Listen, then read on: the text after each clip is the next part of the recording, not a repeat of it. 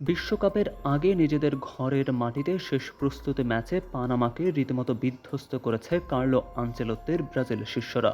দেশের মাটিতে যেন জানান দিয়ে গেল সেলেসাওরা যে আমরা হেক্সা মিশন কমপ্লিট করতে বদ্ধপরিকর। ৬-২ গোলে ব্রাজিল এই ম্যাচে বিশাল ব্যবধানেরও জয় পেল। কিছু কিছু ক্ষেত্রে দলীয়গতভাবে এখনও যেন রয়ে গেছে ঘাটতি। গোলবারের নিচে অ্যালিসন বেকার কিংবা অ্যাডারসন যেন এখনও প্রস্তুত নন বিশ্বমঞ্চে যাবার জন্যে।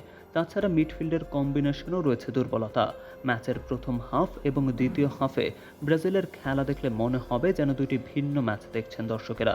তবে কি প্রস্তুতি ম্যাচ বলেই এতটা গা ছাড়া ভাব সেলেসাওদের?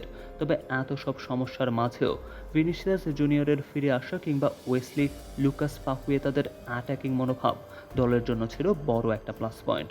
তবে দিন শেষে বড় জয় নিয়েই মারাকানা ছেড়েছে ব্রাজিল। তাছাড়া আনচেলত্তিও বুঝতে পারলেন কাদেরকে রাখা উচিত বিশ্বকাপের মঞ্চের ফার্স্ট ইলেভেনে।